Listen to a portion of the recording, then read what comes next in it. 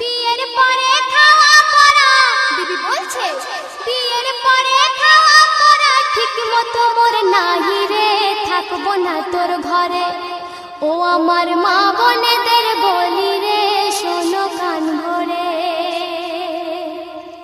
স্বামী বলে বিবি তুমি চলে যেও না, এবার থেকে খাটবো বেশি অভাব হবে না। বিবি বলে ওদের বাড়ির বউগুলো সব সুখী, সারা গায়ে পরে আছে সোনার গহনা দেখি।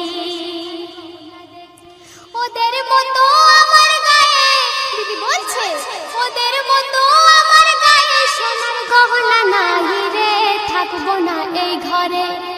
ও আমার মা বোনেদের বলি রে, শোনো কান ভরে।